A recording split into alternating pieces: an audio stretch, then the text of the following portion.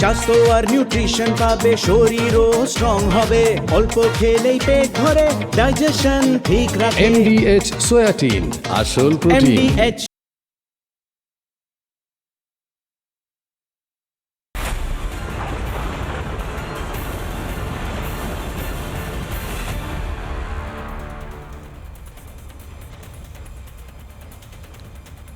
এটা কি হলো আজকে?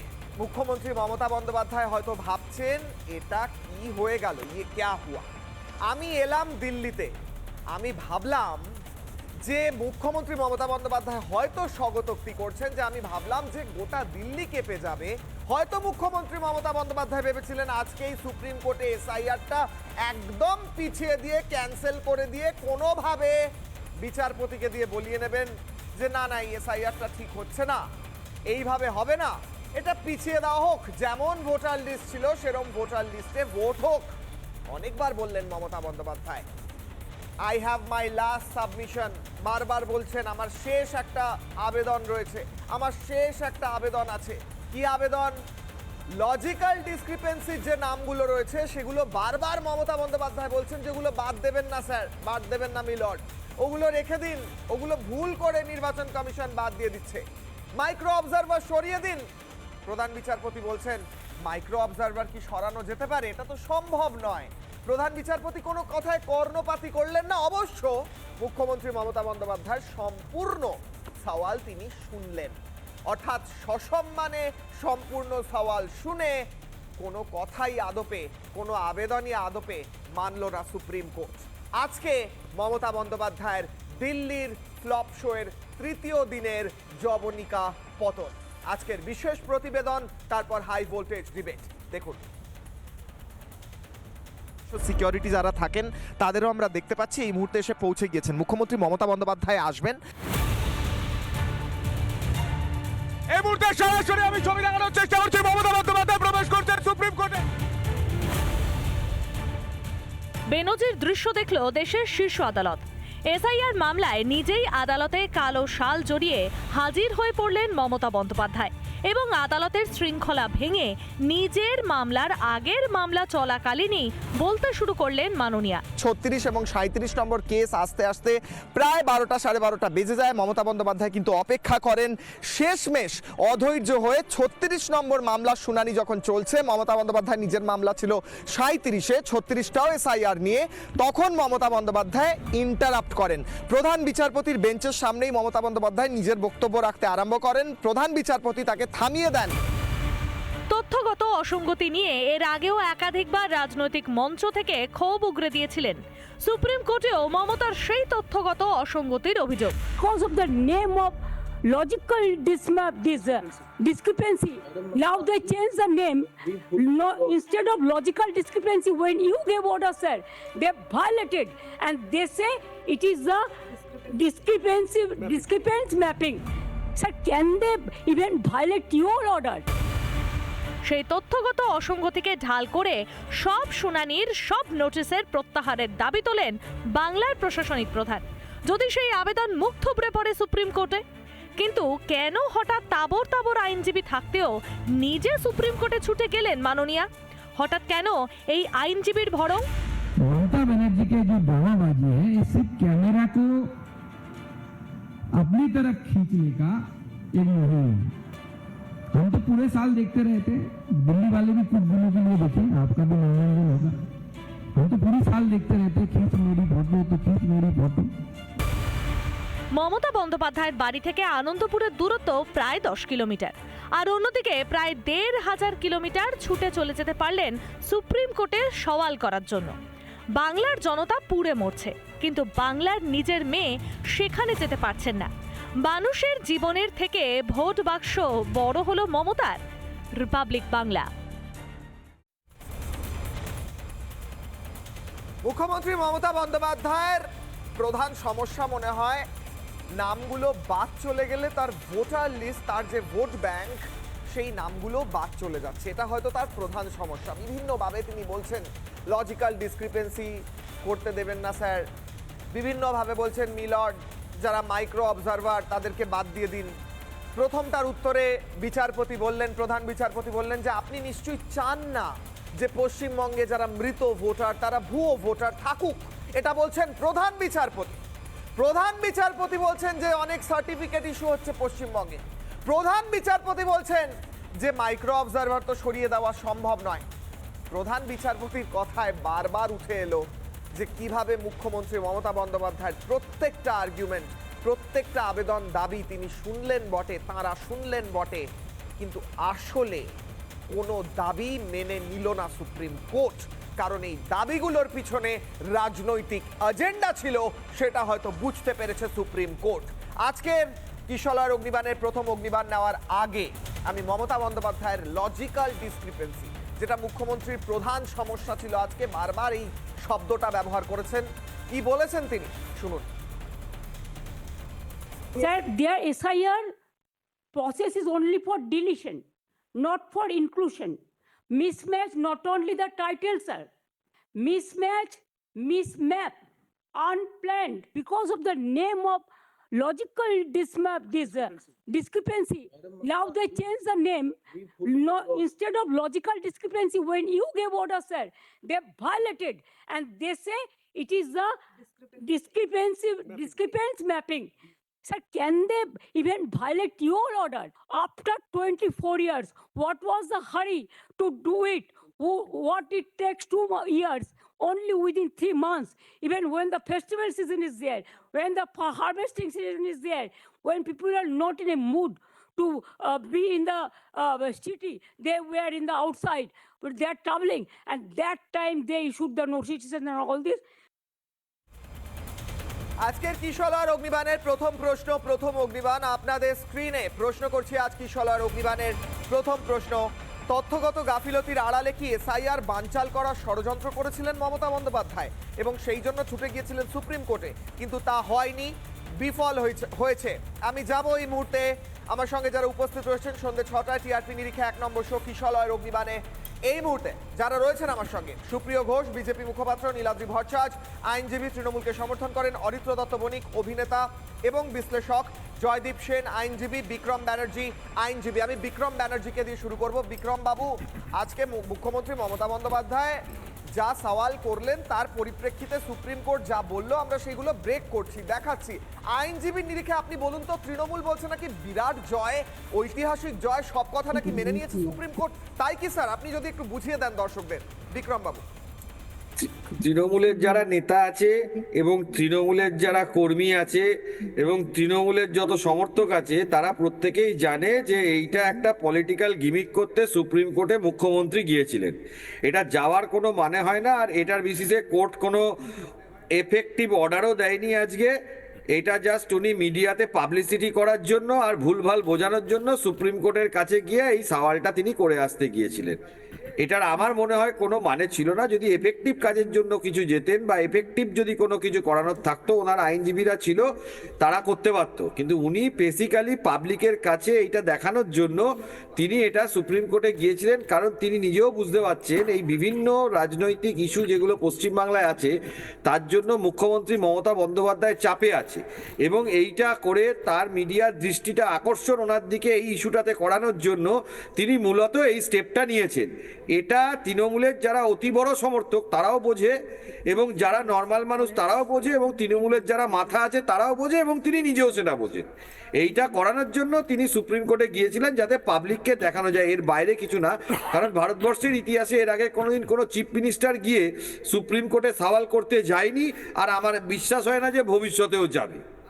কারণ একটা হাইয়েস্ট ল অফিসার যারা স্টেটের আছে, যেরকম ধরুন চিফ সেক্রেটারি, মুখ্যমন্ত্রী তো গেলেন, এত নেটফল জিরো, এত ট্যাক্স পেয়ারের টাকা খরচা করে, কি হলো নেটফলটা কি? হ্যাঁ, নেটফল জিরো এটা মিডিয়াতে একটা নিউজ করার জন্য তিনি সুপ্রিম কোর্টে গিয়ে সওয়াল করতে গেছেন। এর বাইরে তো আমি আর কিছু মনে করি নেটফল জিরো। কারণ ইলেকশন কমিশন তার প্রসেস ওর অলমোস্ট শেষের দিকে। এখন যদি আমি মুখ্যমন্ত্রীকে বাদ দিলাম, কোনো আইনজীবী কেউ যদি এখন একটা কোনো পিটিশন জমা দেয়, সেই পিটিশনটা বেসিক্যালি ইনফ্রাকচুয়াস। যদি কারোর নাম বাদ যায় তাকে যা আইনি পদ্ধতি আছে সেই পদ্ধতির মধ্যেই যেতে হবে। ওখানে মুখ্যমন্ত্রী গিয়ে সওয়াল করলেও কিছু হবে না, না করলেও কিছু হবে না। এটা রাজনৈতিক একটা গেম যেটা উনি দেখানোর জন্য সুপ্রিম কোর্টে গিয়ে এই সওয়ালটা করে বিক্রমবাবু, এক যাচ্ছেন। সেকেন্ড, আমি একবার উত্তরটা নিই, কাউন্টারটা নিই। নীলাদ্রি বাবু আমার সঙ্গে রয়েছেন, তৃণমূলকে সমর্থন করেন, আইনজীবীদের কাউন্টারগুলো আগে নিই, তারপর আমি বাকিদের কাছে আসছি। নীলাদ্রি বাবু, মুখ্যমন্ত্রী মমতা বন্দ্যোপাধ্যায় আজকে চেয়েছিলেন যে লজিক্যাল ডিসক্রিপেন্সির যে লিস্টে নামগুলো বাদ গেছে সেগুলো যেন সুপ্রিম কোর্ট ছাঁটাই করে দেয়, অর্থাৎ সেই নামগুলো বাদ না যায়, ইনক্লুড হয়ে যায়। এমনকি এসআইআর প্রসেস নিয়ে প্রশ্ন তুলেছেন, পিছিয়ে দেওয়ার কথা বলেছেন, সময় কম আছে বলেছেন, নানা কথা বলেছেন। কিন্তু আদালতে নিটফল তো জিরো হলো, বিক্রমবাবু বলছেন এবং সবাই বলছেন যে নিটফল জিরো, কারণ তার কোনো আবেদনই গৃহীত হয়নি আদালতে। তার কথা শোনা হয়েছে, 15 মিনিট তিনি বলেছেন, কিন্তু গৃহীত কি হয়েছে? কিছুই না। নীলাদ্রি বাবু, দেখো কিশোর, এটাকে এইভাবে তোমাদের জাজ করলে হবে না। মমতা ব্যানার্জি একটা পিটিশন ফাইল করেছে, সেই পিটিশনে কিছু তথ্য, কিছু অভিযোগ, কিছু ডিসক্রিপেন্সির কথা উনি উল্লেখ করেছেন। সেইটা নিয়ে আজকে হিয়ারিং হয়েছে। সেই হিয়ারিং এ জজ সাহেবরা, বেঞ্চ খুব ক্লিয়ারলি ইলেকশন কমিশনকে নোটিশ দিয়ে বলেছে যে সোমবার দিন তোমরা এই জিনিসটার জবাব দেবে। আর স্টেট গভর্নমেন্টকে বলেছে যে ইআরওর জন্য যে লোকদেরকে এখনো ছাড়া হয়নি, তুমি একটা লিস্ট অফ অফিসার্স দেবে যাদের জন্য ইআরও ছাড়া যেতে পারে, নাম্বার 1। নাম্বার 2, বেঞ্চ এটাও বলেছে ইলেকশন কমিশনকে এই ম্যাটারগুলোকে খুব সেন্সিটিভ ম্যাটার বলে খুব মানে ভালো করে এটাকে হ্যান্ডেল করার জন্য, সফটলি হ্যান্ডেল করার জন্য। কারণ যেখানে যেরকম ভাবে নামগুলো লোকাল ডায়ালেক্টের জন্য চেঞ্জ হয়ে যাচ্ছে, সেই জন্য যাতে কারো হয়রানি না হয়। তো আলটিমেটলি আজকে দেখো পিটিশনটা অ্যাডমিট হলো, পিটিশনটা এবার হিয়ারিং হবে। তো এখনই বলে দেওয়া যে মমতা ব্যানার্জি ফেইলার হয়েছে, সেটা আমি মানি না, নাম্বার 1। নাম্বার 2, এটা হ্যাঁ ফ্যাক্ট যে প্রথমবার ভারতবর্ষের ইতিহাসে একজন চিফ মিনিস্টার সুপ্রিম কোর্টে গিয়ে সওয়াল জবাব করেছেন, আর সেটা খালি মমতা ব্যানার্জিই পারে, এছাড়া কেউ পারে না। ফাইটটাকে উনি এখন দিল্লিতে নিয়ে গেছেন। বেঙ্গলের ফাইটটা is in Delhi now. Election কমিশনকে উনি কাঠগড়ায় দাঁড় করিয়েছেন, আর আজকে সুপ্রিম কোর্টও নিজের সওয়াল জবাব করে কোর্টকে বুঝিয়ে দিয়েছেন যে কোথায় কোথায় প্রবলেমগুলো গ্রাউন্ড লেভেলে হচ্ছে। তো আমি মনে করি না যে মমতা ব্যানার্জি এটা ফেইলার, এটা একটা গ্র্যান্ড সাকসেস। এবার সোমবার দিন দেখা যাক কোর্ট কি রায় দেয়, কারণ কোর্ট তো এখনো রায় দেয়নি। তো এখনই ফেইলার বলে দেবে রাইট অফ করাটা ঠিক হবে না। স্যার একটা কথা বলি, আদালতের আমি আদালতের নির্দেশটা কোট করছি, লজিক্যাল ডিসক্রিপেন্সির সমস্যা সমাধানে রাজ্য কত লোক প্রোভাইড করতে পারবে তা রাজ্যকে জানাতে হবে, নির্দেশ সুপ্রিম কোর্টের। আগামী 9 ফেব্রুয়ারি শুনানি, এবং তার সঙ্গে সঙ্গে আমি কোট করছি আমি প্রধান বিচারপতিকে, তিনি বলছেন আপনি নিশ্চয়ই চান না কোনো মৃত বা রাজ্য ছেড়ে চলে যাওয়া লোকের নাম ভোটার তালিকায় থাকুক। তিনি মমতা বন্দ্যোপাধ্যায়কে বলছেন, আমি কোট করছি, তিনি বলছেন রাজ্যে মাইক্রো অবজারভারের প্রয়োজন হবে না, এমন হতে পারে না, তাই নাকি? তাহলে এগুলো কি বলবেন স্যার? মুখ্যমন্ত্রী চেয়েছিলেন মাইক্রো অবজারভার না থাকুক, আদালত বলছে যে মাইক্রো অবজারভার থাকবে, তাহলে কি করে আপনি বলছেন তার আবেদন গৃহীত মানে তিনি যেগুলো বলেছেন সেগুলো মেনেছে আদালত? কিশোর, ফাইনাল ভার্ডিক্ট এখনো আসেনি। স্টেটকে একটা লিস্ট দিতে বলেছে যে কোন কোন অফিসারকেও রিলিজ করতে পারবে ক্লাস 2 লেভেলের, সেটার এখন লিস্টটা জমা পড়ুক। ফাইনাল তো কিছুই আসেনি, অর্ডার তো এখনো তুমিও দেখোনি, আমিও দেখিনি, যেটা তুমিও লাইভ স্ট্রিমিং এ দেখেছো, আমিও সেটা লাইভ স্ট্রিমিং এ দেখেছি। তো সেজন্য this are observations of the court. এবার সোমবার দিন দেখা যাক কি হয়। ভেবেছিলেন যে তিনি একটা স্পষ্ট নির্দেশ নিয়ে আসবেন, সেটা হয়নি স্যার, নিটফল 0, বিক্রম বাবু বলছেন। আমি প্রত্যেকের কাছে যাওয়ার আগে বিক্রম বাবু কাউন্টার করছেন, ছোট্ট করে বিক্রম বাবু, বাকিরা বলেননি, বিক্রম বাবুর উত্তর। এই যে সুপ্রিম কোর্টে বা হাইকোর্টে মামলা হলে এটা খুব নর্মাল ব্যাপার। কেউ একটা পিটিশন করলে তার এগেনস্টে কোর্ট বলে এটা জবাব দিতে, এটা যে নতুন কিছু ব্যাপার নয়। ওটা যে নীলাদ্রিবাবু বলছেন যে একটা নোটিশ ইস্যু হয়েছে এবং আরেক স্টেটকে কমিশনকে বলেছে তার এটা জবাব দিতে, এটা একটা মামলা না, ভারতবর্ষের যত মামলা হয় এটা বিচার ব্যবস্থা প্রক্রিয়ার মধ্যে কেউ যদি কোনো পিটিশন কোর্টের কাছে দেয়, তার অপোনেন্ট পার্টিকে নর্মাল ক্ষেত্রেই বলা হয় যে আপনি এটার এই যেটা লিখিতভাবে দিয়েছে সেইটা লিখিতভাবে আপনি তার বক্তব্য রাখুন। এটা যদি চিফ মিনিস্টারের জায়গায় অন্য কেউ গিয়ে বলতেন, যারা যারা ধরুন ইন পার্সন মামলা করতে যায় হাইকোর্ট বা সুপ্রিম কোর্টে, তাদের ক্ষেত্রেও এটা সেম। এবং বিচার প্রক্রিয়াটাই এটা, আমাদের ভারতবর্ষের প্রচলিত বিচার ব্যবস্থা অনুযায়ী লিখিত আকারে পিটিশন করতে হয় এবং তার অপোনেন্ট পক্ষ লিখিত আকারেই কোর্টকে জানায় যে এইগুলো আমি ডিনাই করছি, এইটা নীলাদ্রি বাবু জানেন, তিনি একজন আইনজীবী, এইগুলো ডিনাই করছি, এইগুলো অ্যাডমিট করছি, এইগুলো ভুল হয়েছে, এগুলো ভুল হয়নি, সেটা এফিডেভিট আকারে কোর্টের কাছে জানাতে। এটা নতুন কিছু নয়, এটা প্রতিটা মামলাতেই এই জিনিসটা হয়। এটার জন্য মুখ্যমন্ত্রী গিয়ে ওখানে বলার মতন জিনিস ছিল না, এবং এটা আমি মনে করি মুখ্যমন্ত্রীর যাওয়াটা যেটা, সেটা তিনি দেশবাসী ছিল স্যার। এমনকি আদালতও বলছে যে আপনার আইনজীবীরা যথেষ্ট যোগ্য, তাই নয় কি বিক্রম বাবু? আমি কি ভুল বললাম?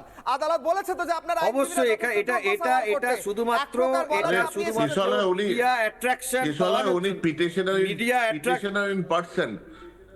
ইন পার্সন তো যেতেই পারে। কোন আইনে বলেছে যে পিটিশনার ইন পার্সন অ্যাপিয়ার করতে পারবে না? পিটিশনার ইন পার্সন যে কোনো সময়তেই মামলা করার জন্য যেতে পারে, সেখানে আইনগত কোনো বাধা নেই। এটা মুখ্যমন্ত্রী গিয়েছিলেন এই জন্য, কারণ উনি এরকম তো নয় যে কোর্টে বার্গেন করে কি করেছেন, উনি এটাকে মিডিয়া ইস্যু করার জন্য উনি গিয়েছিলেন, এটাকে মিডিয়া ইস্যু করার জন্য আমি জয়দীপ সেনের বক্তব্য নিই। জয়দীপ সেন আইনজীবী, আমি আপনার কাছে প্রশ্ন করছি, আসছি প্রত্যেকের কাছে, বাকিদের কাছে আসছি। প্রথমে আইনজীবীদের বক্তব্য নিচ্ছি। আজকে কি মমতা বন্দ্যোপাধ্যায় এই টোটাল সওয়ালের নিটফল কি স্যার? অশ্বডিম্ব, ঘোড়ার ডিম। প্রথমেই একটা জিনিস ক্লিয়ার করে দিই, একটা মিস ইনফরমেশন এক্ষুনি চালানোর চেষ্টা হলো যে মাননীয়া Mamata Banerjee is petitioner in person. উনি পিটিশনার ইন পার্সন নয়, কারণ আমি লাইভ স্ট্রিমিং দেখেছি, সেখানে উনি বলছেন যে ওনার আইনজীবী মিস্টার শ্যাম দিওয়ানের পারমিশন নিয়ে উনি কোর্টের কাছে সাবমিশন করছেন। তো ফার্স্ট অফ অল এই মিস ইনফরমেশনটা যে উনি petitioner in person, that's absolutely crap. Second যে কথাটা, সেটা হচ্ছে যে আজকে এই মামলা থেকে তৃণমূলের মনে হতে পারে যে তারা জিতেছেন, তৃণমূলের আইনজীবী যারা আছেন তারা মাননীয় বিচক্ষণ লোক, তারাও ভাবতে পারেন তারা জিতেছেন। এটা তো পারসেপশনের ব্যাপার, জেতা হারাটা। পাকিস্তানও বলেছিল তারা অপারেশন সিন্দুরে জিতেছিল। তো যাই হোক, আমি এইটুকুই বলতে চাই, আজকে যে মূল দুটো জায়গায় আমাদের মুখ্যমন্ত্রী সওয়াল করেছেন, সেটা হচ্ছে, একটা হচ্ছে লজিক্যাল ডিসক্রিপেন্সি লিস্টটাকে কোয়াশ করার জন্য, সেই জায়গাটা কোর্ট কোনোভাবেই কর্ণপাত করেনি। সেকেন্ড যেটা, সেটা হচ্ছে যে উনি বলেছেন যে 2002-এর ইলেকটোরাল রোলটা দিয়েই এই ইলেকশনটা হোক। ওয়াই সো মাচ অফ হারি? 3 মাসের মধ্যে কেন এটা করতে হবে? এত তাড়াহুড়ার কি আছে? 2002-এর ইলেকটোরাল রোল দিয়েই হয়ে যাক। সেইটা কিন্তু কোর্ট একদম সেটাতে ধর্তব্যের মধ্যেই ধরেনি। তো সুতরাং আমার সাধারণ বুদ্ধিতে আমি তো বুঝতে পারছি না এখানে মমতা ব্যানার্জির বা তৃণমূলের জয় কিভাবে হলো। হ্যাঁ, ডেফিনেটলি উনি আমাদের রাজ্যের এবং ওনার দলের একটা শ্রেণীকে কনভিন্স করলেন যে আমি দেখো লড়াই করেছি, আমি তোমার সুপ্রিম কোর্টে গিয়ে ফাটিয়ে দিয়েছি। তো যাই হোক, সুপ্রিম কোর্টটা আমাদের বাংলা একাডেমির মঞ্চ নয় যেখানে ইন্টেলেকচুয়ালসরা দাঁড়িয়ে থাকবে ওনার স্থাপকতা করতে। সুপ্রিম কোর্টটা সুপ্রিম কোর্টই। আচ্ছা, সেকেন্ড যে জিনিসটা বলি, সেটা হচ্ছে যে এটা আমার ধারণা, এটা আমার হাঞ্চ, মমতা ব্যানার্জি যথেষ্ট বুদ্ধিমান একজন রাজনীতিবিদ। তিনি ভালো করেই তার লিমিটেশনস জানেন যে তিনি সুপ্রিম কোর্টে গিয়ে কোনো চিড়ে ভেজাতে পারবেন না। তারই সুপ্রিম কোর্ট যাওয়ার যে এই হম্বিতম্বি নাটক, এটা আমার মনে হয় টু সাম এক্সটেন্ট কসবার অগ্নিকাণ্ড থেকে লোকের অ্যাটেনশন ডাইভার্ট করার জন্য। কারণ কসবার অগ্নিকাণ্ড, সেখানে জলাজমি, আনন্দপুরের অগ্নিকাণ্ড, আনন্দপুর, আই এম সরি, ওখানকার ওই জলাজমি বুঝিয়ে আনঅথরাইজ কনস্ট্রাকশন করে যে কারখানা এবং ওয়্যারহাউস তৈরি করা হয়েছে, that can lead to a big scam.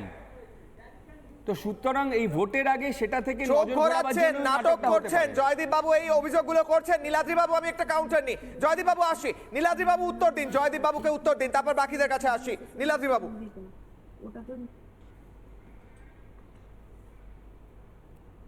বেশ, নীলাদ্রি বাবুর সঙ্গে যোগাযোগ বিচ্ছিন্ন হয়েছে, আমি আসবো, আমি মমতা বন্দ্যোপাধ্যায়ের বক্তব্য শোনাবো। জয়দীপ বাবু আসছি, আইনজীবীদের বক্তব্য শুনলাম, রাজনৈতিক নেতৃত্ব, এবং তারপরে আমি বিশ্লেষকের কাছে আসবো। মমতা বন্দ্যোপাধ্যায় আজকে আধার নিয়ে, আধারকে ইনক্লুড করা নিয়ে গুরুত্বপূর্ণ কথা বলার চেষ্টা অ্যাটলিস্ট করেছেন। কি বলেছেন দেখুন। We are grateful. Bengal people are so happy that this court gave order that Aadhaar card will be one of the proof documents. But they said no. with other card. Sir, in other state, sir, the domicile certificate is allowed. Sir, the family registered card is allowed. Sir, the government housing card is allowed. The health card is allowed. The bank books means whatever caste certificate is allowed. Only they targeted Bengal on the eve of election. সুপ্রিয় বাবু, Mamata Bandyopadhyay supreme কোর্টে গেলেন, তিনি তৃণমূলের social media পেজে বলা হচ্ছে তিনি নাকি গর্জন করলেন, তিনি একদম ইলেকশন কমিশনের সব ফাঁস করে দিলেন, রাজনৈতিক সব চক্রান্ত ফাঁস করে দিলেন, এমনকি তিনি বাংলার মানুষের হয়ে খুব লড়াই করে এলেন। আপনারা তো কোণঠাসা হয়ে পড়লেন, তাহলে আপনাদের বিজেপির তরফ থেকে কি কাউন্টার স্যার বলুন সুপ্রিয় বাবু। দেখুন, প্রথমত আমরা এটা মনে করি ওনার এই রাজনৈতিক গিমিক পশ্চিমবঙ্গের মানুষ বিগত 30 বছর ধরে দেখছে। বিরোধী দলনেত্রী থাকার সময়ও যা করতেন নাটক, ক্ষমতায় আসার পরও তাই একই কাজ করছেন। 2021 সালে মনে থাকবে পা ভাঙার একটা গুরুত্বপূর্ণ ঘটনা তিনি নাকি ঘটিয়ে ফেলেছিলেন, তার সাথে হয়ে গেছিল। গোটা নির্বাচনটা পা ভাঙা অবস্থায় তিনি চালালেন, ঠিক রেজাল্ট বেরোনোর পরে তার পা ঠিক হয়ে গেল।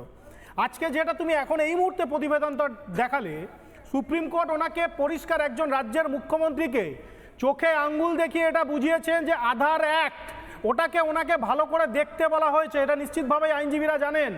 উনি আধার অ্যাক্ট সম্বন্ধে জানেন না।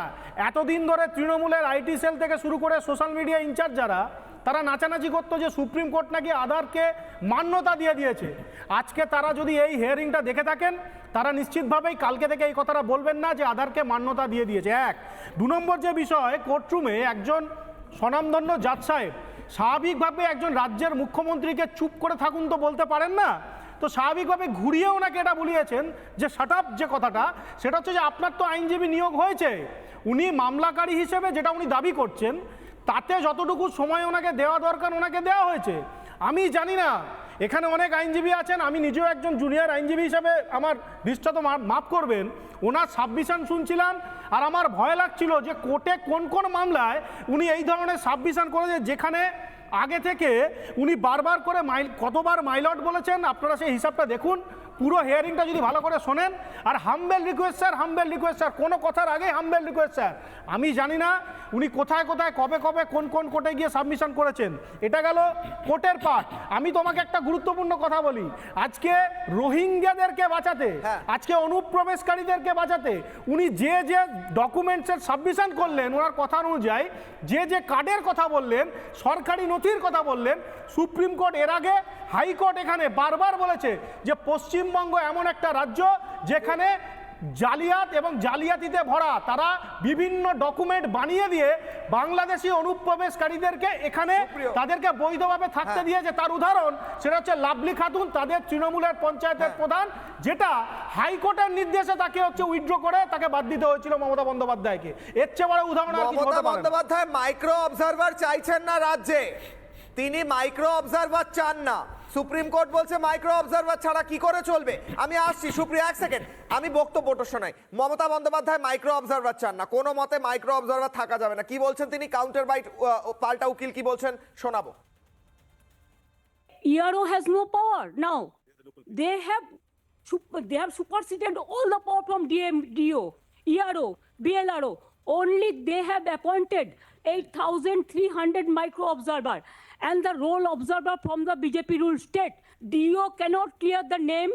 It is all micro observer can delete all the names sitting inside the election commission office through AI.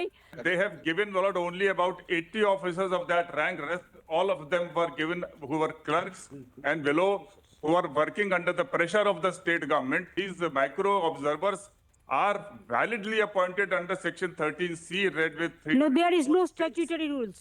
My learned friends are not right, not that they are not, we are not entitled to appoint them. If this is the state of affairs which is not contemplated by the rules and the state is not cooperating, then there's no alternative except to appoint the observers who can assist.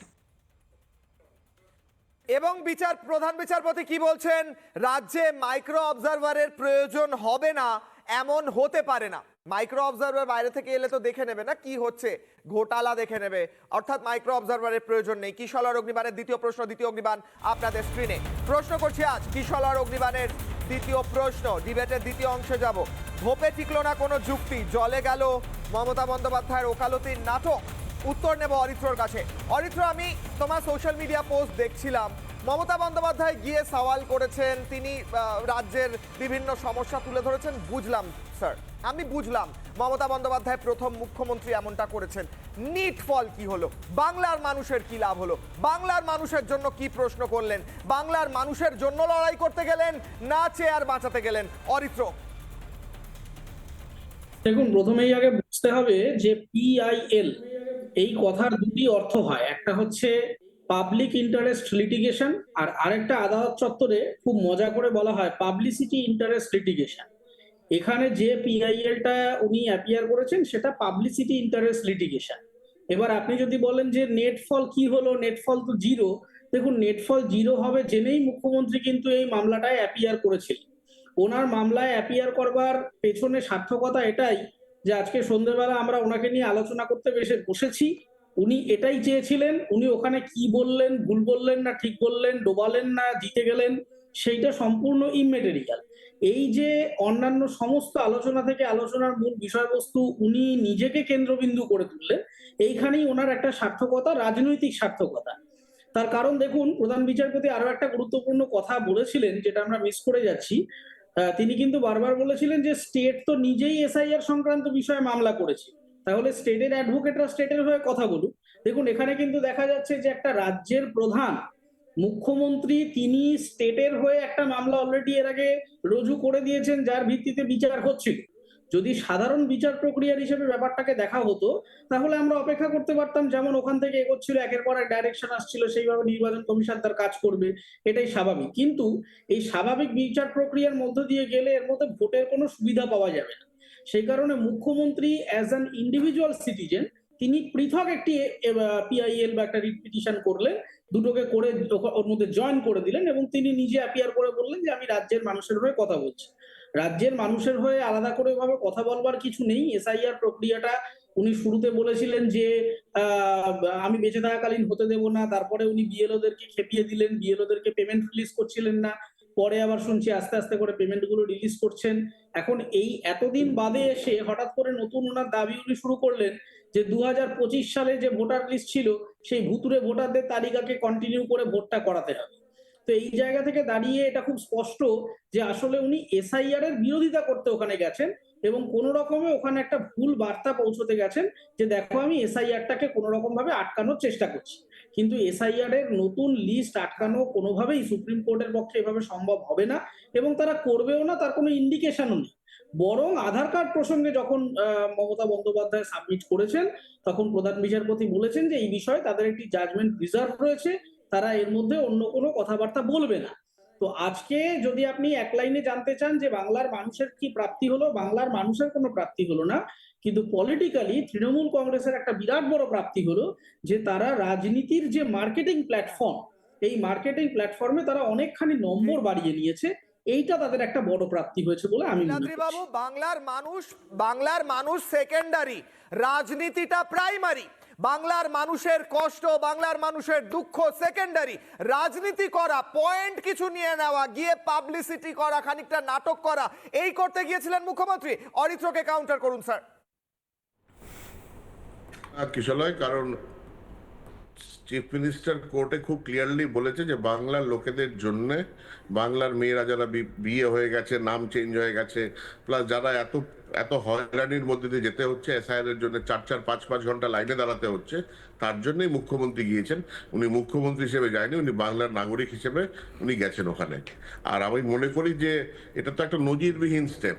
একটা মুখ্যমন্ত্রী বাংলার লোকেদের জন্য নিজের থেকে গিয়ে pleat করছেন, you should appreciate this, যে গেছেন তো, কেউ তো বলার মতন রয়েছে, বাঙালিদের হয়তো কেউ তো বলার মতন রয়েছে, আর তো কেউ নেই।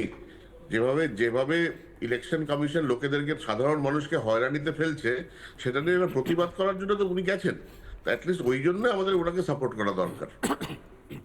আমি একটা সুপ্রিয় বাবু, আর কেউ নেই বাংলার মানুষের বলার জন্য? মুখ্যমন্ত্রী গেছেন, অ্যাপ্রিসিয়েট করুন স্যার। না, খুব ভালো। আমি বলছি কোর্টও বোধহয় এটা বলেছে যে মুখ্যমন্ত্রী বাংলার মানুষের জন্য সাধারণ হিসাবে গেছে। নীলাদ্রিবাবু বলছেন তো, তাহলে মুখ্যমন্ত্রীর চেয়ারের এই চেয়ারটাকে ছেড়ে দিয়ে উনি সাধারণ হিসাবে যেতে পারতেন তো। একদিকে আপনারা মুখ্যমন্ত্রী আজকের যে আলোড়ন, মুখ্যমন্ত্রীর আজকের যে লড়াই বলবেন, আবার বলবেন যে সাধারণ মানুষের জন্য গেছেন। ওনার ওই সাধারণ মানুষের জন্য লড়াইটা কোথায় গেল? আনন্দপুরে, ওনার বাড়ি থেকে 20 কিলোমিটারের দূরে আনন্দপুরে। ওনার দমকল মন্ত্রী 32-33 ঘন্টা লেগে যায় ওখানে পৌঁছতে, তখন ওনার সাধারণ মানুষের কথা মনে থাকে না? ওনার ওখানে যে জমি ভরাট করে দীর্ঘদিন ধরে বেআইনি কাজ চলছিল, ওনার পৌরসভা, ওনার পঞ্চায়েত, ওনার মেয়র, তারা জানতেন না? তখন সাধারণ মানুষের কথা মানে কে জানতো? 25 জন মানুষের ওপরে প্রাণ চলে গেল, তাদের পরিবার সাধারণ নয়? তারা কি অসাধারণ? এই উত্তর পশ্চিমবঙ্গের মুখ্যমন্ত্রীকে দিতে হবে। উনি পশ্চিমবঙ্গের বাইরে 1500 কিলোমিটার দূরে চলে যেতে পারেন নাটক করবার জন্য, এসআইআর নামে, এসআইআরকে বন্ধ করবার জন্য, অবৈধ ভোটারদেরকে রাখবার জন্য। আর পশ্চিমবঙ্গের তার কলকাতার সামনে আনন্দপুরে তিনি পৌঁছতে পারেন না। ওনার নাটক গোটা পশ্চিম বাংলার মানুষ ভালো করে ধরে ফেলেছে। সুপ্রিয় বাবু, এক সেকেন্ড। সুপ্রিয় বাবু এবং জয়দীপ বাবু, যে প্রশ্ন তুললেন আপনারা, মুখ্যমন্ত্রী মমতা বন্দ্যোপাধ্যায়ের সঙ্গে কল্যাণ বন্দ্যোপাধ্যায়ও ছিলেন তো। মুখ্যমন্ত্রী মমতা বন্দ্যোপাধ্যায় প্রেসের সামনে আসেননি, কিন্তু কল্যাণ বন্দ্যোপাধ্যায় আজকে প্রেসের সামনে এসেছিলেন। ভেবেছিলেন কেউ কোনো প্রশ্ন করবে না, কিন্তু যে কথা এক্ষুনি বললেন সুপ্রিয় বাবু, যে কথা একটু আগে জয়দীপ বাবু বললেন, আমি কিশলয় কল্যাণ বাবুকে প্রশ্ন করেছিলাম, মুখ্যমন্ত্রী মমতা বন্দ্যোপাধ্যায় দিল্লি আসতে পারেন রাজনীতি করতে, কিন্তু বাড়ির পাশের আনন্দপুরের মানুষগুলো জ্বলে পুড়ে মারা গেল, তাদের কাছে কেন যেতে পারেন না? কল্যাণ বন্দ্যোপাধ্যায় কি উত্তর দিলেন শুনবেন? উত্তর দিলেন কি আদৌ? দেখুন। মমতা বন্দ্যোপাধ্যায় আনন্দপুর কবে যাবেন? কল্যাণ বাবু, মমতা বন্দ্যোপাধ্যায় আনন্দপুর কবে যাবেন? আনন্দপুর কবে যাবেন? মমতা বন্দ্যোপাধ্যায় আনন্দপুর যাবেন? এতগুলো মানুষ মারা গেলেন, উনি দিল্লি চলে এলেন, আনন্দপুর কবে যাবেন? মমতা বন্দ্যোপাধ্যায় আনন্দপুর কবে যাবেন? আপনি উত্তর দিয়ে দিন, উত্তর দিয়ে দিন, উত্তর দিয়ে দিন, উত্তর দিয়ে দিন, উত্তর দিয়ে দিন। মমতা বন্দ্যোপাধ্যায় আনন্দপুর কবে যাবেন? আনন্দপুর কবে যাবেন? আনন্দপুর কবে যাবেন? মমতা বন্দ্যোপাধ্যায় আনন্দপুর কবে যাবেন? আনন্দপুর কবে যাবেন? স্যার উত্তরটা দিন। আনন্দপুর কবে যাবেন মমতা বন্দ্যোপাধ্যায়? মানুষ মারা গিয়েছে, মানুষ মারা গিয়েছে, উত্তর নেই। কল্যাণ ব্যানার্জির কাছে উত্তর নেই, কল্যাণ বন্দ্যোপাধ্যায়ের কাছে উত্তর নেই। আপনি একতরফা প্রেস কনফারেন্স করে বেরিয়ে যাচ্ছেন, আপনি একতরফা প্রেস কনফারেন্স করে বেরিয়ে যাচ্ছেন কেন? উত্তর দিন। আনন্দপুর কবে যাবেন মমতা বন্দ্যোপাধ্যায়? মানুষ মারা গিয়েছে, কবে যাবেন? কবে যাবেন মমতা বন্দ্যোপাধ্যায়? কবে যাবেন আনন্দপুরে? মমতা বন্দ্যোপাধ্যায় আনন্দপুর যাচ্ছেন না কেন স্যার? উত্তর দিয়ে যান। একতরফা প্রেস কনফারেন্স করে চলে গেলেন স্যার, প্রশ্ন নিলেন না। কল্যাণ বন্দ্যোপাধ্যায় প্রশ্ন নিলেন না। ভিডিও জার্নালিস্ট অভিষেকের সঙ্গে কিশলয়, রিপাবলিক বাংলা, নিউ দিল্লি। আনন্দপুর কবে যাবেন মুখ্যমন্ত্রী মমতা বন্দ্যোপাধ্যায়? দিল্লি কত কিলোমিটার আর আনন্দপুর কত কিলোমিটার? আপনি আজকে যদি প্রেসের সম্মুখীন হতেন, আপনাকে প্রশ্ন করতাম। আপনি কল্যাণ ব্যানার্জিকে পাঠিয়েছিলেন, কল্যাণ ব্যানার্জিকে প্রশ্ন করলাম আমি কিশলয়, উনি হাত জোড় করে চলে গেলেন, উত্তর দিলেন না, গাড়িতে করে পালিয়ে গেলেন, কারণ উত্তর নেই। আনন্দপুরে আপনি যাবেন না, কারণ আপনার রাজনীতিটা দিল্লিতে এসে করতে হবে। কিশলয়ের অগ্নিবাণের ব্রহ্মাস্ত্র নেওয়ার আগে আজকে শ্রমিক ভট্টাচার্যের বক্তব্য শোনাবো, শুনুন।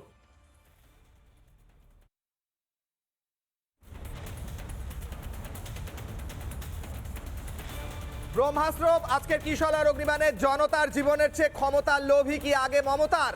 আগে কি ক্ষমতার লোভ, পরে জনতার জীবন? এরপর সম্ভব হলে শ্রমিক ভট্টাচার্যের বাইট শোনাবো। आज ये धरना किस लिए चल रहा है? किस लिए मुख्यमंत्री ममता बनर्जी आज सुप्रीम कोर्ट पे पहुंच गए? इसका कारण सिर्फ एसआईआर नहीं है। कलकत्ता के आनंदपुर में एक भयानक अग्निकांड हो गया, 25 लोग मारे गए और अभी भी 30 लोग लापता है। एक बार के लिए सिर्फ 10 किलोमीटर की दूरी पर उस जगह वो पहुंच नहीं पाए और 1500 किलोमीटर उन्होंने ऊपर से उठकर पहुंच गए यहाँ। জয়দীপ বাবু, মমতা বন্দ্যোপাধ্যায় আপনি বলছিলেন একটু আগে আনন্দপুর যেতে পারেন না কেন? এইটা থেকে চোখ ঘোরানোর চেষ্টা আমি প্রশ্ন করেছিলাম। কল্যাণ বন্দ্যোপাধ্যায় পালিয়ে গিয়েছেন দৌড়ে, দেখলেন স্যার মমতা বন্দ্যোপাধ্যায়ের কাছে উত্তর নেই। বলুন জয়দীপ বাবু।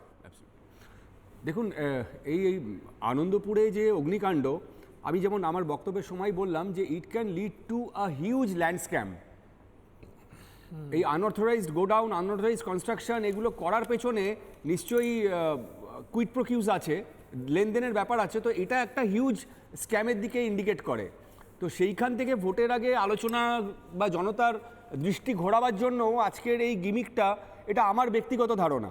তার কারণ উনি নিজেও জানেন যে ওনার কথায় সুপ্রিম কোর্টে চিড়ে ভিজবে না। সেকেন্ডলি, আমি একটা কথা জাস্ট 1 মিনিটে সংক্ষেপে বলতে চাই। আজকে যেহেতু এসআইআর নিয়ে আলোচনা হচ্ছে, এটা তৃণমূল পার্টি বা শাসক দল থেকে করা হচ্ছে না, কিন্তু শাসক দলের পেটোয়া কিছু বুদ্ধিজীবী, তাদের মাধ্যমে একটা বিভ্রান্তি প্রচার করার চেষ্টা হচ্ছে যে এসআইআরের নাম না থাকার মানে বা এসআইআরের ডাক পাওয়ার মানে তার নাগরিকত্ব চ্যালেঞ্জ হওয়া। এবং এই বিভ্রান্তি প্রচারের মধ্যে প্রচার করেছেন আমাদের শুধু তৃণমূলের অনুপ্রাণিত চুনোপুটিরা নয়, অমর্ত্য সেন, নোবেল লরিয়েট অমর্ত্য সেনও এই মিথ্যা প্রচার করেছেন, সাহিত্যিক শীর্ষেন্দু মুখোপাধ্যায়ও এই মিথ্যা প্রচারটা করেছেন। নাগরিকত্ব হচ্ছে একটি দেশের নাগরিকত্ব। একটা 6 মাসের শিশুও দেশের নাগরিক, 80 বছরের বৃদ্ধ দেশের নাগরিক। কিন্তু ইলেকটোরাল লিস্টে নাম থাকতে গেলে তাকে ভোটার হতে হবে এবং তাকে সেই কনস্টিটিউয়েন্সি, সেই ক্ষেত্রের ভোটার হতে হবে। তো এসআইআর প্রসেসটা হচ্ছে একজন ব্যক্তি তিনি সেই ক্ষেত্রের বৈধ ভোটার কিনা সেটা যাচাই করার, তার সঙ্গে নাগরিকত্বের ইস্যুটাকে সেটা ঘুরিয়ে করার দেওয়ার চেষ্টা হলো। জয়দীপ বাবু আসছি, আমি একবার সুপ্রিয়র কাছে যাব। আসছি জয়দীপ বাবু, প্রত্যেকের কাছে আসি। সুপ্রিয়, বাংলার মানুষের জীবন বেশি দামি না রাজনীতি বেশি দামি? আনন্দপুরের পোড়া দেহগুলো বেশি দামি না দিল্লির মিডিয়ার বুমগুলো বেশি দামি? দিল্লির মিডিয়ার ক্যামেরা বেশি দামি না আনন্দপুরের লোকগুলোর পরিজনদের চিৎকার আর কান্না বেশি দামি? সুপ্রিয়, দেখো, এই পুরো লিস্টটা যদি তুমি দেখতে যাও না, তাহলে শুরু থেকে 2012 থেকে সেই আমাদের পার্কস্ট্রিট কাণ্ড থেকে শুরু করে, কামদুনি থেকে শুরু করে, হাঁসখালি থেকে শুরু করে, কাকদ্বীপ থেকে শুরু করে, একাধিক জায়গায় আরজিকর থেকে শুরু করে, প্রত্যেকটা জায়গাতে এবং আজকের আনন্দপুর, প্রত্যেকটা জায়গাতে একটাই ফর্মুলা, কিছু টাকা দিয়ে দাও, টাকার মাধ্যমে তাদের জনগণকে তিনি বোকা বানাইয়ে যাচ্ছেন। তাদের পরিবারকে কি সেই মৃত মানুষগুলোকে তিনি মানে আবার তিনি ফিরিয়ে দিতে পারবেন? তিনি পারবেন না। তার কাছে রাজনীতি জো জিতা ও সিকান্দার, এটা তৃণমূলের স্লোগান। যে জিতুক সেই মনেকে যেন তেন প্রকারণও জিততে হবে ভোটে। তার জন্য পা ভাঙতেও পারেন, তার জন্য তিনি ওই সুপ্রিম কোর্টে গিয়ে নাটকও করতে পারেন। আদতে যেটা ওনাদের কাছে বৈধ ভোটার বলে মনে করছেন, সেটা হচ্ছে আসলে অবৈধ ভোটার, যাদের ভোটে উনি এত দিন ধরে 3বার জিতে এসছেন। ওনার কাছে বৈধ ভোটার মানে এক ব্যক্তির 4টে জায়গাতে নাম।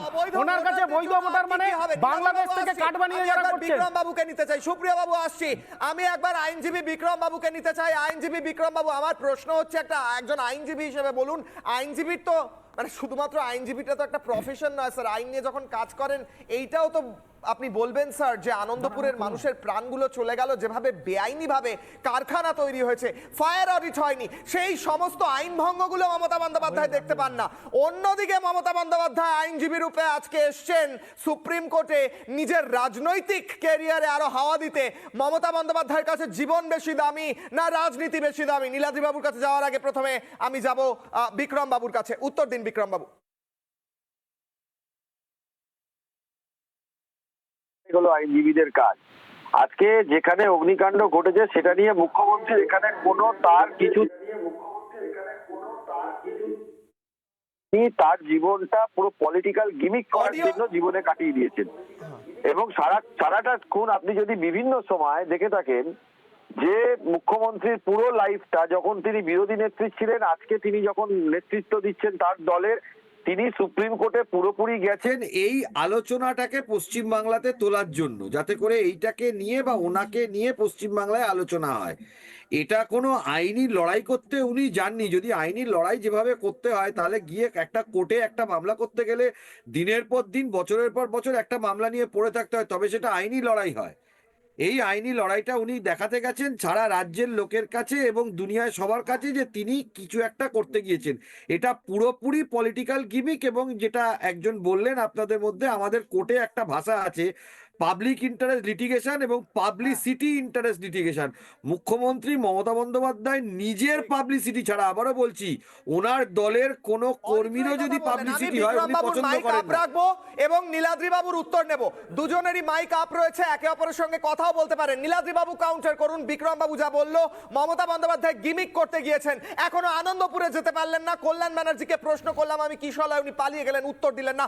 কেন আনন্দপুরে যেতে পারছেন না? দিল্লি কাছে না আনন্দপুর কাছে? মমতা বন্দ্যোপাধ্যায় দিল্লিতে নাটক করতে এসছেন, গিমিক করতে এসছেন, এমনটাই বলছেন বিক্রম বাবু। উত্তর আপনার, দুজনেরই মাইক আপ আছে, কথা বলতে পারেন একে অপরের সঙ্গে। নীলাদ্রি বাবু উত্তর। দেখো কিশলয়, কল্যাণ বন্দ্যোপাধ্যায়কে তোমরা প্রশ্ন ঠিকই জিজ্ঞেস করেছো, কিন্তু প্রশ্নটা সুপ্রিম কোর্টে ওই সময় এসআইআর হিয়ারিং করার পরে কল্যাণ বন্দ্যোপাধ্যায় সেই প্রশ্নটার উত্তর দেয়নি। ঠিক আছে, উনি যেভাবে মনে করেছেন ট্যাকেল করবেন রিপোর্টারকে, সেভাবে করেছেন, উনি কিছুই বলেননি। এই উত্তরটা দেবার মতন ছিল না। মানুষ মারা গেলে সেটার উত্তর আপনারা দিতে পারবেন না। শেষ করতে দিন। মানুষ মারা গেলে সেটার উত্তর আপনারা দিতে পারবেন না। ডিফিকাল্টিটা এই জায়গাটা। আমি প্রোটেস্ট করব, পশ্চিমবাংলায় যখন 26,000 লোকের চাকরি চলে গেল, তার উত্তর আপনারা দিতে পারবেন না। সেজন্য উনি সেটা পালিয়ে যাওয়াটাই দিতে পারবেন না। আর অ্যাজ ফার এজ না, তার উত্তর আপনারা দিতে পারবেন না। মানুষ মারা গেলে তার উত্তরটা দিতে পারবেন না। মানুষ মারা গেলে তার উত্তরটা দিতে পারবেন না। সেটা আপনারা ডিসাইড করলে সেটা হবে না। রাজনৈতিক গিমিক করার উত্তরটা দিতে পারবেন, রাজনৈতিক গিমিক করার উত্তরটা দিতে পারবেন, কিন্তু মানুষ মারা গেলে তার উত্তরটা আপনারা দিতে পারবেন না। ভালো করে বোঝে, বাংলার মানুষ ভালো করে বোঝে। আপনাদের মতন আইনজীবী যারা অ্যান্টি মমতা বা অ্যান্টি টিএমসি বলছেন, বাংলার মানুষও ভালো করে বোঝে, কারণ বাংলার মানুষ আমি কোনো অ্যান্টি টিএমসি অ্যান্টি মমতা বলছি না। আজকে যদি আইনজীবী সাফল্য সেখানেই, যিনি মামলা করে অর্ডার বার করে আনতে পারেন, এফিডেভিটের অর্ডার করার জন্য কেউ সুপ্রিম কোর্টে গিয়ে সওয়াল করার কোনো মানে হয় না। সুপ্রিম কোর্টে মামলা ডিসমিস হয়ে যায়নি, মামলা অ্যাডমিট হয়ে গেছে, নোটিশ ইস্যু হয়ে গেছে, বলেছে ওই অ্যাডমিট হওয়ার জন্য কোনো আইনজীবীও লাগে না। সুপ্রিম কোর্টে পিটিশন হলেই আদার সাইডকে একটা বলে যে তোমরা একটা কাউন্টার এফিডেভিট দাও। এটা যে কোনো মামলার ক্ষেত্রে হয়। আপনিও আইনজীবী, আপনি এটা খুব ভালো করে জানেন, আপনিও মামলা করেন আমরা জানি, এবং আপনিও যখন কোর্টের কাছে কোনো পিটিশন দেন, প্রথম দিন কোনো পিটিশন ডিসমিস হয় না, আদার সাইডকে বলে এই পিটিশনের বেসিসে আপনি একটা কাউন্টার এফিডেভিট দাও। এরকম নরমাল ইন্টারিম অর্ডার হয়, ইন্টারিম অর্ডার হয়, এটাও আপনি জানেন যে ইন্টারিম অর্ডার হয়। কমিশন থেকে ইলেকশন কমিশনকে ইন্ট্রি অর্ডারের কোনো স্কোপ ছিল না, ইন্ট্রি অর্ডার উনি চাননি, উনি যেটা বলেছেন। আপনি নিজেই বললেন কোনো স্কোপ ছিল না, তাহলে গেল কি করতে মমতা বন্দ্যোপাধ্যায় সেইটা বলুন। ইলেকশন কমিশন আপনি নিজেই বলছেন যে ইন্ট্রি অর্ডারের কোনো স্কোপ নেই, তাহলে মমতা বন্দ্যোপাধ্যায় সওয়ালটা কেন করলেন? আপনি নিজেই বললেন ইন্টারিম অর্ডারের কোনো স্কোপ ছিল না। আপনি নিজেই বললেন ইন্টারিম অর্ডারের আজকে কোনো স্কোপ ছিল না। আপনি নিজেই বললেন ইন্টারিম অর্ডারের আজকে কোনো স্কোপ ছিল না। এই মামলাগুলো আপনি অ্যাডমিট করলেন, পাবলিকলি অ্যাডমিট করলেন। আমি তো প্রথমেই বলেছি, আপনারা সবাই জানেন, আমি আসছি বিক্রম বাবু, আমি আসছি নীলাদ্রি বাবু। আমি অরিত্রর উত্তরটা নিতে চাই। বাংলার মানুষের জীবন বেশি দামি নাকি রাজনীতি বেশি দামি? ওইখানে পোড়া দেহগুলো এখনো রয়েছে, এখনো অনেককে আইডেন্টিফাই করা যায়নি। অরিত্র, সেই দেহগুলো অরিত্রর সঙ্গে যোগাযোগ বিচ্ছিন্ন হয়েছে। জয়দীপ বাবু, আমি আরো একবার আসছি আপনার কাছে। জয়দীপ বাবু, আপনি বলুন, নীলাদ্রি বাবুর অডিও আপ রয়েছে, নীলাদ্রি বাবুর উত্তরে আপনি কি বলতে চান? জয়দীপ বাবু। আমি এই সুপ্রিম কোর্টের মামলা নিয়ে আর কিছু বলতে চাই না, আমি যা বলার আমার বলে দিয়েছি। তবে আনন্দপুর নিয়ে উনি কবে যাবার সময় পেলেন, পাননি কেন, উনি সুপ্রিম কোর্ট চলে গেলেন, 10 কিলোমিটার দূরে গেলেন না, এটা আমার মনে হয়, জানেন তো, এটা আমার ব্যক্তিগত মতামত। ওই এখন অবধি যারা নিখোঁজ বা মৃত পাওয়া গেছে না আনন্দপুরে, তাদের মধ্যে ওনাকে দুধ দেওয়া ভোটার হয়তো নেই, সেই জন্য হয়তো উনি এখনো যাবার সময় পাননি। It's my hunch. হয়তো ওনার দুধেল গরু ভোটার নেই, সেই জন্য উনি যাবার সময় পাননি। তার কারণ দুধ না দেওয়া গরু, দে আর এক্সপেন্ডেবল। বেশ, আমি 30 সেকেন্ডস করে প্রত্যেকের কাছে যাব। আমি আজকের একদম ফাইনাল কোয়েশ্চেন জিজ্ঞেস করছি। আমার প্রশ্ন হচ্ছে, মমতা বন্দ্যোপাধ্যায় আজকে সুপ্রিম কোর্টে গিয়ে যেটা বলে শুরু করেছিলাম, কনক্লুডিং কমেন্ট নেব, আজকে সুপ্রিম কোর্টে গিয়ে বাংলার মানুষের জন্য কি নিয়ে আসলেন? বাংলার মানুষের কি লাভ হলো মুখ্যমন্ত্রী মমতা বন্দ্যোপাধ্যায়কে আজকে সুপ্রিম কোর্টে দেখে? 30 সেকেন্ড করে অরিত্রকে দিয়ে শুরু করব। অরিত্র। বাংলার মানুষের জন্য উনি যাননি, বাংলার মানুষের জন্য কিছু আনতে উনি যাননি। উনি গেছিলেন তৃণমূল কংগ্রেসের একটা ভোট ব্যাংক সুনিশ্চিত করবার জন্য, এবং আমার ধারণা তৃণমূল কংগ্রেসের হয়ে যে অপটিক্স ম্যানেজমেন্টটা করতে উনি গিয়েছিলেন সেইটাতে উনি সফল হয়েছেন, এবং সেই কারণেই আজকে গোটা দিন ওনাকে নিয়ে হাই ভোল্টেজ এই আলোচনা হচ্ছে। এটা অবশ্যই একটি পাবলিসিটি ইন্টারেস্ট লিটিগেশন, এবং এই মার্কেটিং স্টান্ট দেওয়ার জন্য উনি ওখানে উপস্থিত হয়েছিলেন। এবং মামলার মতো চলবে, এসআইআর প্রক্রিয়া তার মতো হবে। তিনি নিজেও জানেন যে এসআইআর এর নতুন লিস্ট অনুসারেই ভোট হবে, তবুও মানুষের কাছে এই একটা মিথ্যে ইমেজ প্রতিষ্ঠা করার জন্য যে উনিই একমাত্র লড়াকু এবং লড়ে যাচ্ছেন, উনি নিজেই শাসক নিজেই বিরোধী, এইটা প্রতিষ্ঠা করবার জন্যই উনি এই বিপণনের যে কাজটা করেছেন, এবং আমার মনে হয় যে বিপণনের কাজে উনি সফল। সুপ্রিয়া বাবু 30 সেকেন্ডস। এই এসআইআরকে উদ্দেশ্য করে বাংলার মানুষকে কোনো বাঁচাতে গেছেন?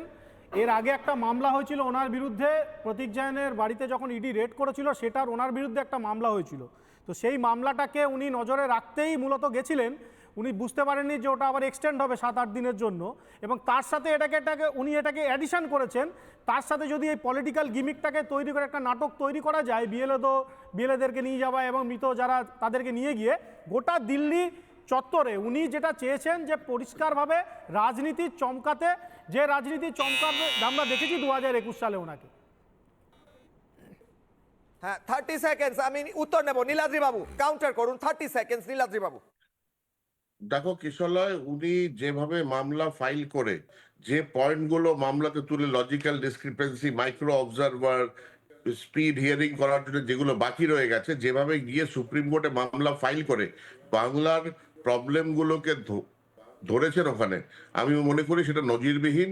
কারণ এর আগে কোনো চিফ মিনিস্টার এইভাবে নিজে হয়ে যায়নি বাংলার লোকেদের জন্য। উনি গেছেন বাংলার লোকেদের জন্য, বাংলার লোকেদের রাইটের জন্য উনি ফাইট করছেন, আর সেটাকে আমাদের অ্যাপ্রিসিয়েট করা উচিত। 30 সেকেন্ডস জয়দীপ বাবু, বাংলার মানুষের হয়ে গিয়েছেন, অ্যাপ্রিসিয়েট করা উচিত, আপনারা ক্রিটিসাইজ কেন করছেন? 30 সেকেন্ড জয়দীপ বাবু। প্রথম কথাই, পুরো ওনার মামলা করতে যাওয়াটা পুরোটাই অপটিক্স, একটা সার্টেন সেকশনকে দেখানো যে দেখো আমি তোমাদের জন্য কি করছি, এবং সেই সেকশনটাকে দেখানো যাদের এই বোধটা নেই বোঝার যে এতে তারা লবডঙ্কা প্রসব হয়েছে, অশ্বডিম্ব প্রসব হয়েছে।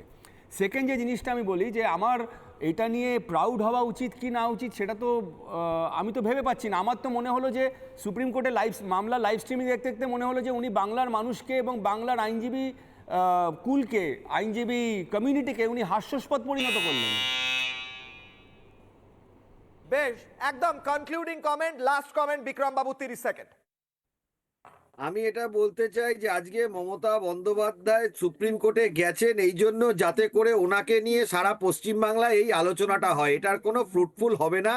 অতি বড় তৃণমূল ভক্ত এবং তৃণমূলের যারা আইনজীবী তারাও এটা জানে আজকের ডেটে অর্ডার হওয়ার মতন কোনো স্কোপ ছিল না, বা আমাদের ভাষায় যেটা বলে ইন্ট্রিম অর্ডার হওয়ার কোনো স্কোপ ছিল না, যাতে ওনাকে নিয়ে আজকে সারা পশ্চিমবাংলায় আলোচনা হয়।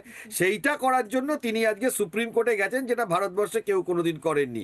উনি যদি স্পেসিফিক কোনো অর্ডার বার করে আনতেন তাহলেও আমি বুঝতাম যে না, উনি কিছু একটা করে এনেছেন। আজকের দিনে দাঁড়িয়ে ওনার সাবমিশনের ভিত্তিতে যে কোনো অর্ডার হবে না। একদম শেষ বিক্রম বাবু, আজকের আলোচনায় এই কনক্লুশন হলো বলে আমার বিশ্বাস যে আসলেই পুরোটাই ছিল ড্রামা, অপটিক্স, নাটক। কিন্তু এই নাটকটা আজকে দিনের শেষে হয়তো ফ্লপ শো হলো। মুখ্যমন্ত্রী ভেবেছিলেন সুপ্রিম কোর্ট থেকে বিরাট বড় অর্ডার বের করে নিয়ে আসবেন, এসআইআরটা পিছিয়ে যাবে, বা উনি যা দাবি করেছেন সেগুলো পাবেন, সেগুলো হলো না। এরপর আর কোন নাটক অপেক্ষা করে আছে? বাংলার মানুষের জীবনকে বাজি রেখে, এই মৃতদেহগুলোকে ফেলে রেখে দিল্লি ছুটেছিলেন, পেলেন না কিছুই। এরপর কি? ছোট বিরতির পর ফিরছি বড় ব্রেকিং নিয়ে, দেখতে থাকুন রিপাবলিক বাংলা।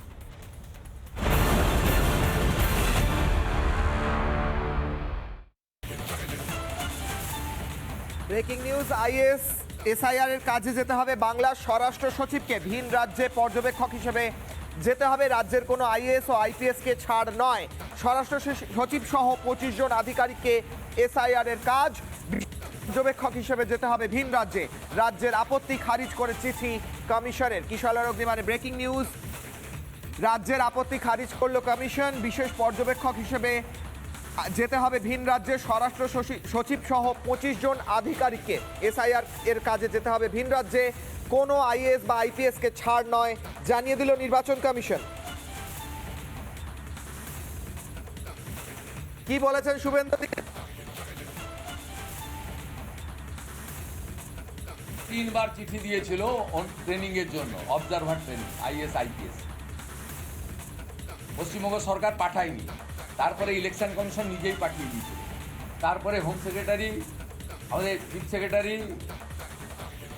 কিছু নাম পাঠিয়ে রিকোয়েস্ট করেছিল আগের লিস্টটাকে বাতিল করতে, ইলেকশন কমিশন বাতিল করে আমাদের পাঠানো লিস্টে ফাইনাল। ইসিআইকে চমকানো যায় না, আমি ইসিআইয়ের প্রতিনিধি নই, তবু বলছি সাংবিধানিক বডি 324 থেকে 26 সুপ্রিম পাওয়ার দিয়ে গেছে, সবকে যেতে হবে। জগদীশ প্রসাদ মিনা, উলগানাথন, পি উলগানাথন, PB সেলিম, সবকে যেতে হবে ট্রেনিং।